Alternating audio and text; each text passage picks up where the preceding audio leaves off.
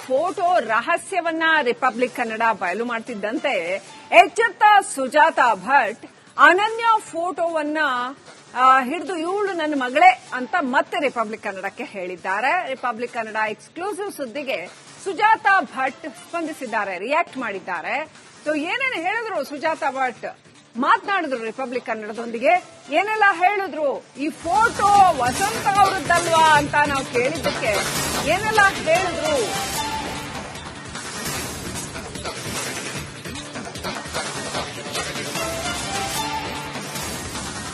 Republic Kannada ವರದಿಗಾರನಿಗೆ ಕರೆ ಮಾಡಿ ಮಾತನಾಡಿದ ಸುಜಾತಾ ಭಟ್ ಏನೆಲ್ಲ ಹೇಳಿದ್ರು ನೋಡಿ. ರಿಪಬ್ಲಿಕ್ ವರದಿಗಾರ ಮುತ್ತಪ್ಪಲಮಾಣಿ ಜೊತೆ ಮಾತನಾಡಿದ್ದಾರೆ ಸುಜಾತಾ. ವರದಿಗಾರನ ಜೊತೆ 11 ನಿಮಿಷ ಮಾತನಾಡಿದ್ರು. ನಾನು ಕಾಲೇಜಿಗೆ ಕೊಟ್ಟಿದ್ದ ಸಣ್ಣ ಫೋಟೋ ಅದು ನನ್ನ ಬಳಿ ಇತ್ತು ಅಂತ ಹೇಳ್ತಾರೆ. ಆದ್ರೆ ನಾವು ಕಾಲೇಜಲ್ಲಿ ಹುಡುಕಿದಾಗ ಯಾವ ಫೋಟೋನು ಸಿಕ್ಲಿಲ್ಲ, ಇನ್ನೂ ಅನೇಕರ ಕಾಲೇಜಲ್ಲಿ ಹುಡುಕಿದಾಗ ಯಾವ ಫೋಟೋನು ಸಿಕ್ಲಿಲ್ಲ. ಒಬ್ಬರಂತೆ 6-7 ಜನ ಇರ್ತಾರೆ, ನನ್ನ ಮಗಳು ಇರೋದು ಸತ್ಯ ಅಂತ ಸುಜಾತಾ ಭಟ್ ಹೇಳ್ತಾ ಇದ್ದಾರೆ. ಈಗ ನಮ್ ಜೊತೆಗೆ ಸುಜಾತಾ ಭಟ್ ಅವರಿದ್ದಾರೆ. ಸುಜಾತಾ ಭಟ್ ಅವರು ಕೂಡ ನಿನ್ನೆ ಒಂದು ಫೋಟೋನ ರಿಲೀಸ್ ಮಾಡಿದ್ರು, ನನ್ನ ಮಗಳು ಅನನ್ಯ ಅಂತ ಹೇಳ್ಬಿಟ್ಟು. ಈ ವಿಚಾರಕ್ಕೆ ಸಂಬಂಧಪಟ್ಟಂತೆ ಸ್ವತಃ ಈ ಸುಜಾತಾ ಭಟ್ ಅವರು ನಮ್ಮ ಜೊತೆಗೆ ಫೋನ್ ಕರೆಯಲಿದ್ದಾರೆ. ಸುಜಾತಾ ಭಟ್ ಅವರೇ, ಈ ನಿನ್ನೆ ನೀವೇನೊಂದು ಫೋಟೋ ರಿಲೀಸ್ ಮಾಡಿದ್ರೆ ಅನನ್ಯ ಭಟ್ ಅಂತ ಹೇಳಿ, ಆ ಫೋಟೋ ವಸಂತ ಅವರದ್ದು, ಅಂದ್ರೆ ಶ್ರೀವತ್ಸ ಅವರ ಹೆಂಡತಿ, ಅಂದ್ರೆ ನೀವು ಯಾರ ಜೊತೆ ಇದ್ರಲ್ಲ ರಂಗಪ್ರಸಾದ್ ಅಂತ ಹೇಳಿ, ಅವರ ಮಗನ ಹೆಂಡತಿಯ ಫೋಟೋ ಅನ್ನೋದು ಈಗ ಹೇಳಲಾಗ್ತಾ ಇದೆ. ಮೇಡಮ್, ನೀವು ಇದ್ರ ಬಗ್ಗೆ ಏನ್ ಪ್ರತಿಕ್ರಿಯೆ ಕೊಡ್ತೀರಾ ಮೇಡಮ್? ಅವರ ಮಗನ ಹೆಂಡತಿಯ ಫೋಟೋ ನನಗೆ ಗೊತ್ತಿಲ್ಲ ಸರ್. ನನ್ನ ಹತ್ರ ನಾನು ಕಾಲೇಜಿಗೆ ಏನ್ ಕೊಡ್ಬೇಕಾಗಿರೋ ಫೋಟೋ ನಾನು ಅವಳದು ಅದು ಒಂದು ಸಣ್ಣ ಫೋಟೋ ಇಟ್ಕೊಂಡಿದ್ದೆ. ಆಕ್ಚುಲಿ ನಾನು ಆ ಫೋಟೋವನ್ನ ನಾನು ಇದು ಮಾಡಿದೀನಿ. ಒಂದೇ ತರ 6-7 ಜನ ಇರ್ತಾರೆ. ಒಂದೇ ತರ 6-7 ಜನ ಇರ್ತಾರೆ. ನನ್ನ ಮಗಳು ಸತ್ಯ, ನನ್ನ ಮಗಳು ನನ್ನ ಮಗಳೇ, ಬೇರೆಯವರ ಮಕ್ಕಳು ಆಗಕ್ಕಾಗಲ್ಲ.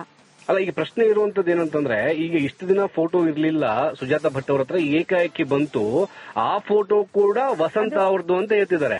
ಇಲ್ಲ ಸರ್, ನಾನು ಹುಡುಕಿಕೊಂಡು ಬಂದು ನನ್ನ ಮಗಳ ಫೋಟೋ ಇರ್ಲಿಲ್ಲ. ನಾನು ನಿಮ್ಗೆ ಹೇಳ್ತೀನಿ, ನನ್ನ ಮಗಳ ಫೋಟೋವನ್ನ ನಾನು ಇಟ್ಕೊಂಡು ನಾನೆಲ್ಲೂ ನಾನು ಇದು ಮಾಡ್ಲಿಲ್ಲ. ಯಾಕೆಂದ್ರೆ ಅದನ್ನ ನೋಡಿದ್ರೆ ನನ್ನ ಕಣ್ಣ ಮುಂದೆ ನನ್ನ ಮಗಳ ಒಂದು ಇದು ಬರ್ತದೆ, ನನಗೆ ಮನಸ್ಸಿಗೆ ನೋವಾಗ್ತದೆ. ಆಯ್ತಾ, ಅದಕ್ಕೋಸ್ಕರ ನಾನು ಇದು ಮಾಡಿರ್ಲಿಲ್ಲ. ಎಲ್ಲೋ ಒಂದು ಕಡೆ ಪರ್ಸ್ ಅಲ್ಲಿ ಮೂಲೆಯಲ್ಲಿ ಮೊನ್ನೆ ಇದು ಮಾಡ್ಬೇಕಾಗಿದ್ರೆ ನಾನು ಒಂದು ಪರ್ಸ್ ಮೂಲೆಯಲ್ಲಿ ಒಂದು ಇತ್ತು ನನ್ನ ಮಗಳ ಫೋಟೋ. ಅದನ್ನ ನಾನು ಇವರದು ಇದು ತಡ್ಕೊಳಕ್ಕಾಗದೆ ನಾನು ಅದನ್ನ ಡಿಕ್ಲೇರ್ ಮಾಡಿದ್ದೀನಿ. ತಾವು ಹೇಳ್ತಿರುವಂತದ್ದು ಈ ನೀವೇನು ಫೋಟೋ ತೋರಿಸಿದ್ರಿ ಅದು ಅನನ್ಯ ಭಟ್ ಅವರದೇ ಫೋಟೋ? ಹೌದು ಸರ್, ಬೇರೆ ಯಾರದ್ದು ಅಲ್ಲ. ಅದು ವಸಂತ ಅನ್ನುವಳು, ಅವಳು ಬೇರೆನೆ. ಯಾರು ಅವ್ರು? ಯಾರು ಅವರು? ನಾನು ಹೇಳ್ತೀನಲ್ಲ, ಲಿವಿಂಗ್ ಟುಗೆದರ್ ಅಲ್ಲಿ ಇದ್ದೆ. ಓಕೆ, ಯಾರ ಜೊತೆ? ರಂಗಪ್ರಸಾದ್ ಅನ್ನೋರ ಜೊತೆಗೆ. ಓಕೆ. 20 ವರ್ಷ ಅವ್ರ ಜೊತೆಗೆ ಇದ್ದೆ. ಓಕೆ. ಅವರನ್ನ ಸಾಕಿದ್ದು ನಾನೇ. ಓಕೆ. ಅವ್ರ ಮಕ್ಕಳು ಯಾರು ಬಂದು ಅವರನ್ನ ಸರಿಯಾಗಿ ನೋಡ್ಕೊಂಡಿಲ್ಲ. ಓಕೆ. ಅಲ್ಲ, ಈಗ ಈ ನಮ್ಮ ವಸಂತ ಅವರು ಮತ್ತೆ ನೀವೆಲ್ಲ ಒಂದೇ ಮನೆಯಲ್ಲಿ ಇದ್ರ? ಇಲ್ಲ ಸರ್. ನೀವು ಯಾವಾಗ ಬಂದಿದ್ದು? ರಂಗಪ್ರಸಾದ್ ಮನೆಗೆ ಬಂದಿದ್ದು ಯಾವಾಗ ನೀವು? ನಾನು 2005 ಅಲ್ಲಿ. ಓಕೆ. ಆ ಟೈಮಲ್ಲಿ ಶ್ರೀವತ್ಸ ಮತ್ತೆ ಈ ವಸಂತ ಅವರು ಇರ್ಲಿಲ್ವಾ? ಇಲ್ಲ ಸರ್. ಓಕೆ. ಆ ಟೈಮಲ್ಲಿ ಶ್ರೀವತ್ಸನೂ ಇರ್ಲಿಲ್ಲ, ವಸಂತನೂ ಇರ್ಲಿಲ್ಲ, ಯಾರು ಇರ್ಲಿಲ್ಲ. ನಾನು ಬೇರೆ ಕಡೆ ಒಂದು ಕಡೆ ನಾನು ಕಂಬಿಪುರ ಅನ್ನುವಂತ ಒಂದು ಜಾಗದಲ್ಲಿದ್ದೆ. ಅವರ ರಂಗಪ್ರಸಾದ್ ಅನ್ನೋರದ್ದು ಒಂದು ಮಗನ ಕೇಸ್ ಆಯ್ತು. ಆವಾಗ ರಾತ್ರಿನೇ ಪೊಲೀಸ್ನವರು ಹುಡ್ಕಕ್ಕೆ ಸ್ಟಾರ್ಟ್ ಆದ್ರು. ಆವಾಗ ನನ್ನ ಮನೆಗೆ ರಾತ್ರಿ ಬಂದಿದ್ರು. ಏನ್ ಕೇಸ್ ಆಗಿತ್ತು? ಅದು ಅವ್ರ ಮಗಂದು ಒಂದು ಏನೋ ಒಂದು ಕೇಸ್ ಆಗಿತ್ತು. ಓಕೆ. ಓಕೆ. ಓಕೆ. ಈಗ ಈ ಪ್ರಶ್ನೆ ಇರುವಂತದ್ದು ಮೇಡಮ್, ಈಗ ಇದು ನಿಮ್ಮ ಮಗಳೇ ಅನ್ನೋದಕ್ಕೆ ನಿಮ್ಮ ಹತ್ರ ಬೇರೆ ಸಾಕ್ಷಿಗಳಿದಾವ? ಅಂದ್ರೆ ದಾಖಲಾತಿಗಳು ಇರ್ತಾವಲ್ಲ, ಈಗ ನಿಮ್ಮ ಮಗಳು ಅನ್ನೋದಕ್ಕೆ ತಾಯಿ ಹೆಸರು, ಜನನ ಪ್ರಮಾಣ ಪತ್ರನೋ ಅಥವಾ ಎಜುಕೇಶನ್ ಸಂಬಂಧಪಟ್ಟಂತಹ ದಾಖಲಾತಿಗಳು? ನಾನು ಹೇಳ್ತೀನಿ ಕೇಳಿ. ಅರವಿಂದ್ ವಿಮಲಾ ಅನ್ನುವರು ನನ್ನ ಮಗುವನ್ನ ಕರ್ಕೊಂಡು ಹೋಗಿ ಸಾಕಿದ್ದಾರೆ. ಅವರಿಗೆ ಮಕ್ಕಳು ಇಲ್ಲದೆ ಇರುವ ಕಾರಣ. ಎಲ್ಲಿ ಅವರು? ಅರವಿಂದ್ ಮತ್ತು ವಿಮಲಾ ಅನ್ನುವರು ಮಂಗಳೂರಿನವರು. ಓಕೆ. ಅವರು ಒಂದು ಹಳ್ಳಿಯಲ್ಲಿ ಜೀವನ ಮಾಡ್ತಾ ಇದ್ರು. ಆ ಹಳ್ಳಿಯಲ್ಲಿ ಆ ಕೆರೆಯಲ್ಲಿ ಹಾಕಿದ್ರು ನನ್ನ ಮಗುವನ್ನ. ಆ ಮಗುವನ್ನ ಜೀವಂತ ಇರೋದನ್ನ ನೋಡಿ ಕರ್ಕೊಂಡು ಹೋಗಿ ಸಾಕಿದ್ರು. ಯಾರು ಕೆರೆಯಲ್ಲಿ ಹಾಕಿದ್ದು? ನನ್ನ ಫ್ಯಾಮಿಲಿಯವರು. ಯಾಕೆ? ಅದೇ ಯಾವನಿಗೆ ಹುಟ್ಟಿದ್ದು ಅಂತ. ಅಲ್ಲ, ಇದು ಯಾರಿಗೆ? ನಾನು ಹಂಗೆ ಕೇಳ್ತೀನಿ. ಇದು ನಿಮ್ಮ ಮಗುವೆ ಅಲ್ಲ ಮೇಡಮ್? ಇದು ನನ್ನ ಮಗುವೇ. ನನ್ನ ಮಗು ಹೇಳ್ತೀನಲ್ವಾ, ಅನಿಲ್ ಭಟ್ ಅನ್ನುವರ ಜೊತೆಗೆ ನಾನು ವಿವಾಹವಾಗಿದ್ದೆ 83 ಅಲ್ಲಿ. ಓಕೆ. SSLC ಮುಗಿಸಿದ ತಕ್ಷಣ. ಅದು ಫ್ಯಾಮಿಲಿಯವರಿಗೆ ಗೊತ್ತಿಲ್ಲ. ಅದು ಗೊತ್ತಾಗಿ ನನ್ನ ಫ್ಯಾಮಿಲಿಯವರು ಅದನ್ನ ಗೊತ್ತಾಗಿ ನಾನು ಪ್ರೆಗ್ನೆಂಟ್ ಆಗಿದ್ದೆ. ಆವಾಗ ಒಂದು ಕಡೆ ಡೆಲಿವರಿ ಆದವಾಗ ಅಲ್ಲಿಂದ ತಗೊಂಡು ಹೋಗಿ ಕೆರೆಯಲ್ಲಿ ಹಾಕಿದ್ರು. ಹೊಳೆ ನದಿ ಹರಿಯುವ ನದಿ ಹತ್ರ ಅದು ನೀರು ನಿಂತ್ಕೊಳ್ಳುತ್ತೆ, ಆ ನದಿಯಲ್ಲಿ ಆ ಕೆರೆಯಲ್ಲಿ ಹಾಕಿದ್ರು. 8 ತಿಂಗಳ ಮಗುವನ್ನ ಕೆರೆಯಲ್ಲಿ ತಗೊಂಡು ಹೋಗಿ ನನ್ನ ಫ್ಯಾಮಿಲಿಯವರು ಹಾಕಿದ್ರು. ಆ ಮಗುವನ್ನ ಅರವಿಂದ್ ಮತ್ತು ಬಿಮಲಾ ಅನ್ನುವರು ನೋಡಿಬಿಟ್ಟು ಅವರು ತಗೊಂಡು ಹೋಗಿ ನನ್ನನ್ನು ನೋಡಿದ್ದಾರೆ, ಅವ್ರು ಎಲ್ಲಿ ಇದ್ರು ಅಂತ, ನಾನು ಎಲ್ಲಿ ಇದ್ದೆ ಅಂತ. ಅದನ್ನೇ ಪತ್ತೆ ಮಾಡ್ಕೊಂಡು ಅವರು ನನ್ನನ್ನ ಕರ್ಕೊಂಡು ಹೋಗಿ ಆಮೇಲೆ ನಾನು ಮನೆಯಿಂದ ಹೊರಗಡೆ ಬಂದೆ. ನಾನು ಈ 3ನೇ ಈಗ ಮಹಾಬಲ ಮಧ್ಯಸ್ಥ ಅಂತ ಬಂದಿದ್ದಾನಲ್ವಾ, ಅವನ ಹೆಂಡತಿದು ಮದುವೆ ಆಗುವಾಗ ನಾನು ಅಲ್ಲಿ ಇದ್ದೆ. ಅವಳು ನನ್ನ ಅಕ್ಕ. ನಾನು ಸತ್ತು ಹೋಗಿದ್ದೀನಿ ಅಂತ ಹೇಳಿದ್ರಲ್ವಾ, ಅವರು ನನ್ನ ಅಕ್ಕನ ಗಂಡ. ಇವಾಗ ಅವರು ಯಾವುದೇ ನಾನು ಯಾರ ಮನೆ ಬಾಗ್ಲಿಗೂ ಹೋಗ್ಲಿಲ್ಲ. ನಾನು ಮನೆಯಿಂದ ಹೊರಗಡೆ ಬಂದೆ ಇವರದೆಲ್ಲ ಮದುವೆ ಆದ ಮೇಲೆ. ಯಾಕೆಂದ್ರೆ ನನ್ನಿಂದ ಒಬ್ರಿಗೆ ತೊಂದರೆ ಆಗ್ಬಾರ್ದಲ್ವಾ. ಇದನ್ನ ನಾನು ಹೇಳ್ಬೋದು, ಆಯ್ತಾ. ಇದು ನನ್ನ ಆ ಮಗುವನ್ನ ಅರವಿಂದ್ ವಿಮಲಾ ಅನ್ನುವರು ಕರ್ಕೊಂಡು ಹೋಗಿ ಅಲ್ಲಿಂದ ಹೋಗಿ ಮಂಗಳೂರಿಗೆ ಬಂದು ನನ್ಗೆ ಒಂದು ಅಡ್ರೆಸ್ ಕೊಟ್ರು. ಆ ಅಡ್ರೆಸ್ ಅಲ್ಲಿ ನಾವಿರ್ತೀವಿ ಬನ್ನಿ ಅಂತ ಹೇಳಿದ್ರು. ನಾನು ಆವಾಗ SSLC ಮುಗಿಸಿ ನಾನು ಮನೆಯಿಂದ ಹೊರಗಡೆ ಬಂದು 4 ಮನೆ ಕೆಲಸ ಮಾಡಿ ಆಮೇಲೆ ನಾನು ಅವರನ್ನ ಕಾಂಟ್ಯಾಕ್ಟ್ ಮಾಡಿದೆ. ಯಾವಾಗ ಮಾಡಿದ್ರು? ಯಾವ ಇಸ್ವಿಯಲ್ಲಿ? ಅವರನ್ನ ಹೇಳ್ತೀನಿ, 84, 85, 86, 87 ನಲ್ಲಿ ನಾನು ಅವರನ್ನ ಅಪ್ರೋಚ್ ಮಾಡಿದೆ. ನಿಮ್ಮ ಮಗುಗೆ ಒಂದು ಅಂದಾಜು 5 ವರ್ಷನಾ? 5 ವರ್ಷ. ಓಕೆ. 87 ನಲ್ಲಿ ನಾನು ಅಪ್ರೋಚ್ ಮಾಡಿದೆ ಅವರನ್ನ. ಅವರೊಂದು ಅಡ್ರೆಸ್ ಕೊಟ್ರು. ಆ ಅಡ್ರೆಸ್ಗೆ ಹೋಗಿ ನಾವು ಇಲ್ಲಿ ಇರ್ತೀವಿ, ಯಾವುದೇ ಕಾರಣಕ್ಕೂ ಇವರು ಈ ಮಗುವನ್ನ ಸಾಯಿಸಕ್ಕೆ ಪ್ರಯತ್ನ ಮಾಡಿದ್ದಾರೆ ನನ್ನ ಫ್ಯಾಮಿಲಿಯವರು. ಈಗ ನೀವು ಮತ್ತೆ ಅನನ್ಯ ಇಬ್ರು ಎಷ್ಟು ವರ್ಷ ಇದ್ರಿ ಒಟ್ಟಿಗೆ? ನಾನು ಅನನ್ಯ ಇದ್ದಿದ್ದು ಅಂತ ಹೇಳಿದ್ರೆ ನಾನು ಕೋಲ್ಕತ್ತಾದಲ್ಲಿ ಒಬ್ಬ ಶೇಟು ಮನೆಯಲ್ಲಿ ಹೋಗಿದ್ದೆ. ಆ ಶೇಟು ಮನೆಗೆ ಹೋಗಿ ಬಂದು ಮಾಡ್ತಾ ಇದ್ದೆ. ಅಲ್ಲಿ ಕೆಲಸ ಮಾಡ್ಕೊಂಡು ಈ ಕಾಂಟ್ರಾಕ್ಟ್ ಬೇಸಿಕ್ ಗೊತ್ತಲ್ವಾ, ಕಾಂಟ್ರಾಕ್ಟ್ ಗುತ್ತಿಗೆ ಆಧಾರದ ಮೇಲೆ ನಾನು ಕೆಲಸ ಮಾಡ್ಕೊಂಡಿದ್ದೆ. ಸ್ಟೆನೋಗ್ರಾಫರೇ ನಾನು. ಎಲ್ಲೆಲ್ಲಿ ಈಗ ಯಾರು ಇದು ಬೇಕು ಅರ್ಜೆಂಟ್ಗೆ ಬೇಕು ಅಂದ್ರೆ ಅಲ್ಲಿಗೆ ಹೋಗ್ತಿದ್ದೆ. ಒಂದಿಷ್ಟು ಸಂಬಳಗಳನ್ನ ಒಂದಿಷ್ಟು ಇದರಲ್ಲಿ ಕೊಡ್ತಾ ಇದ್ರು. ಈಗ ಮತ್ತೆ ಮಣಿಪಾಲಿಗೆ ಅಡ್ಮಿಷನ್ ಆಗಿದ್ದಾವ ನಿಮ್ಮ ಮಗಳು? ನನ್ನ ಮಗಳು ಮಣಿಪಾಲಕ್ಕೆ ಹೇಳ್ತೀನಿ 2003 ಆಗಸ್ಟ್ ಅಲ್ಲಿ. ನಾನು ರಿಪ್ಪನ್ಪೇಟೆಗೆ ಆಮೇಲೆ ಈ ರಿಪ್ಪನ್ಪೇಟೆ ಪ್ರಭಾಕರ್ ಅನ್ನುವರು ಅವರ ತಾಯಿಗೆ ಕ್ಯಾನ್ಸರ್ ಆಗಿತ್ತು. ಅವರ ತಾಯಿಯನ್ನ ಯಾರು ನೋಡ್ಕೊಳ್ಳೋರು ಇರ್ಲಿಲ್ಲ. ಆವಾಗ ನಾನು ಹೋಗಿ ಬಂದು ಮಾಡಿ ಅವರನ್ನ ಒಂದು 2 ತಿಂಗಳು ನಾನು ಅಲ್ಲಿ ರಿಪ್ಪನ್ಪೇಟೆಯಲ್ಲೇ ನೋಡ್ಕೊಂಡಿದ್ದೆ. ಅವರು ಕಿದುವಾಯಿಗೆ ಹೋಗಿ ಬಂದು ಮಾಡ್ತಾ ಇದ್ರು. ಆಯ್ತಾ. ಆವಾಗ ಅವ್ರ ಮನೆಯಲ್ಲಿ ನಾಯಿಗಳಿದ್ವು. ಆ ನಾಯಿಯನ್ನ ಈಗ ಮಗಳು ಇದ್ದಾಳೆ ಅಂದ್ರೆ ಇವರು ನನ್ನನ್ನ ಇನ್ನೂ ಬಿಡಲ್ಲ. ಯಾರು ನನ್ನ ಫ್ಯಾಮಿಲಿಯವರು ಯಾವ್ದಕ್ಕೂ ಹೇಸುವವರಲ್ಲ.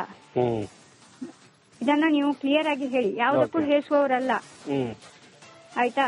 ಅದಕ್ಕಾಗಿ ನಾನು ಗುಪ್ತವಾಗಿ ನನ್ನ ಮಗಳನ್ನ ಸಾಕಿದ್ದೀನಿ. ಆಗ ನೀವು ನಮ್ಮ ಮಕ್ಕಳಿಲ್ಲ, ಶ್ವಾನಗಳೇ ನಮ್ಮ ಮಕ್ಕಳು ಅಂತ ನೀವು ಇಂಟರ್ವ್ಯೂ ಕೊಟ್ಟಿದ್ದ? ಹೌದು ಸರ್.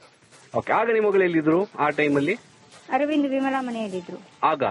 ಹೌದು. ಮತ್ತೆ ನಿಮ್ ಜೊತೆ ಕೋಲ್ಕತ್ತಾಕ್ ಮಗು ಬಂದಿತ್ತಲ್ಲ? ಆಮೇಲೆ ನಾನು ಹೋಗಿ ಬಂದು ಮಾಡ್ತಾ ಇದ್ದೆ. ಈಗ ಮತ್ತೊಂದು ವಿಚಾರ, ಈಗ ನೀವು ನಿಮ್ಮ ಮಗಳು ಅನನ್ಯ ಭಟ್ ಅನ್ನೋ ಒಂದು ಹೆಸರಿನ ವಿದ್ಯಾರ್ಥಿನಿ ಮಣಿಪಾಲ್ ಕಾಲೇಜ್ನಲ್ಲೇ ಇಲ್ಲ ಅನ್ನೋದು ಅದನ್ನ ಡಿಸ್ಟ್ರಾಯ್ ಮಾಡಿದ್ದಾರೆ. ಒಂದೇ ವಾರ ಇನ್ನು ಕಾಲೇಜಿಗೆ ಅಡ್ಮಿಷನ್ ಆಗ್ತಾ ಇದೆ ಅಷ್ಟೇ ಸರ್. ಈಗ ನಿಮ್ಮ ಆರೋಪ ಏನೊಂದು ಅಲ್ಲಿ ಇದ್ದಂತ ದಾಖಲಾತಿಗಳನ್ನ ಡಿಲೀಟ್ ಮಾಡಿದ್ದಾರೆ. ಹೌದು. ಈಗ ಕೊನೆಯ ಪ್ರಶ್ನೆ ಇರುವಂತ ಏನಂದ್ರೆ, ವಸಂತ ಅವರ ಫೋಟೋಗೂ ಮತ್ತೆ ನೀವು ತೋರಿಸಿರುವಂತಹ ಅನನ್ಯ ಫೋಟೋಗೂ ತುಂಬಾ ಸಿಮಿಲರ್, ತುಂಬಾ ಹೊಂದಾಣಿಕೆಗಳಿದಾವೆ. ಹಿಂಗಾಗಿ ಅನುಮಾನ ಸೃಷ್ಟಿ ಆಗ್ತಿರೋದು ಈಗ. ನನ್ನ ಮಗಳು ಫೋಟೋನೇ ಅದು. ಹೇಳ್ತೀನಲ್ಲ, ನಮ್ಮ ಯಜಮಾನ್ರು ಅನಿಲ್ ಭಟ್ ಇದ್ದಾರಲ್ಲ, ಅವ್ರ ತರ ಅವಳು. ಹಾಗಿದ್ರೆ ವಸಂತ ನೀವು ನೋಡಿದ್ರಲ್ವಾ? ವಸಂತ ಅವ್ರನ್ನು ನೋಡಿದ್ರ? ಮೇ ಬಿ ನೀವು ವಸಂತ ಅವರನ್ನ ನಾನು ನೋಡಿಲ್ಲ ಸರ್. ಸುಳ್ಳು ಯಾಕೆ ಹೇಳ್ಬೇಕು? ಕರೆಕ್ಟ್. ಸುಳ್ಳು ಯಾಕೆ ಹೇಳ್ಬೇಕು ಸರ್? ಕರೆಕ್ಟ್. ಅವಳನ್ನ ನಾನು ನೋಡಿಯೇ ಇಲ್ಲ. ನನಗೂ ಅವರಿಗೂ, ನನ್ಗೆ ರಂಗಪ್ರಸಾದಿಗೂ ಮೀಟ್ ಆಗಿರೋದು ಅವರ ಮಗನ ಕೇಸಲ್ಲಿ. ರಾತ್ರಿ ನನ್ನ ಮನೆ ಬಾಗ್ಲಿಗೆ ಬಂದ್ರು ಬಿಟ್ಟು ನಾನು ಅವರ ಮನೆ ಬಾಗ್ಲಿಗೆ ಹೋಗ್ಲಿಲ್ಲ. ಅವರನ್ನ ನಾನು 10 ವರ್ಷ ನಾನು ದುಡ್ದು ಸಾಕಿದ್ದೀನಿ. ಅವರ ಮಕ್ಕಳು ಯಾರು ಸಾಕ್ಲಿಲ್ಲ ಸರ್. ಈಗ ರೀಸೆಂಟ್ ಆಗಿ ಜನವರಿ 5ರಲ್ಲಿ ತೀರಿ ಹೋದ್ರು ಹಾರ್ಟ್ ಅಟ್ಯಾಕ್ ಆಗಿ. ವಸಂತ ಅವರು ಕೂಡ ತೀರೋಗಿದ್ರು ಅನ್ಸುತ್ತೆ. ಹೌದು. ಯಾವಾಗ? 2007ರಲ್ಲಿ. ಓಕೆ. ನಿಮಗೂ ಕೂಡ ಅವ್ರಿಗೂ ಆಗ್ತಿರ್ಲಿಲ್ಲ, ಗಲಾಟೆ ಆಗ್ತಿತ್ತು ಒಂದೇ ಮನೇಲಿ ಇದ್ದಾಗ ಅಂತ ಹೇಳಾಗ್ತದೆ ಒಂದ್ ಸ್ವಲ್ಪ. ಇಲ್ಲ ಸರ್, ಅದೇ ಹೇಳಿದ್ನಲ್ಲ, ನಾನು ಲಿವಿಂಗ್ ಟುಗೆದರ್ ಅಲ್ಲಿ ಇದ್ದೆ. ಲಿವಿಂಗ್ ಟುಗೆದರ್ ಅಲ್ಲಿ ಇದ್ದಾಗ ಅವ್ರ ತಂದೆಗೆ ಯಾರು ನೋಡ್ಕೊಂತಾ ಇರ್ಲಿಲ್ಲ, ಅವ್ರಿಗೆ ಯಾರು ಅಡಿಗೆ ಮಾಡುವವರು ಇರ್ಲಿಲ್ಲ. ಇವಾಗ ಮಗಳು ಏನ್ ಹೇಳ್ತಾ ಇದ್ದಾರೆ, SIT ಅಧಿಕಾರಿಗಳು ಕೂಡ ಈ ಪ್ರಶ್ನೆ ಕೇಳಿದಾಗ ಇದನ್ನ ನೀವು ವಾದ ಮಾಡಕ್ ರೆಡಿ ಇದ್ರಿ ನಿಮ್ ಮಗಳೇ ಅನ್ನೋದಕ್ಕೆ? ಹೌದು. ಬೇರೆ ದಾಖಲಾತಿಗಳು ಇದಾವಲ್ವಾ? ಅಡ್ಮಿಷನ್ ಆಗಿರೋ ಫೋಟೋಸ್, ವಿಡಿಯೋಸ್ ಎಲ್ಲ, ಸಾರಿ ದಾಖಲಾತಿಗಳೆಲ್ಲ ಇದಾವೆ ಬೇರೆ ಲಿಖಿತ ರೀತಿ? ನಾನು ಎಲ್ಲಿ ಕೊಡ್ಬೇಕು ನಾನು ಅಲ್ಲಿ ಕೊಡ್ತೀನಿ ಸರ್. ಕರೆಕ್ಟ್. ಓಕೆ. ನಾನು ಎಲ್ಲರಿಗೂ ನಾನು ಕೊಡ್ಬೇಕಾಗಿಲ್ಲ ಅಲ್ವಾ ಸರ್? ಸರಿ.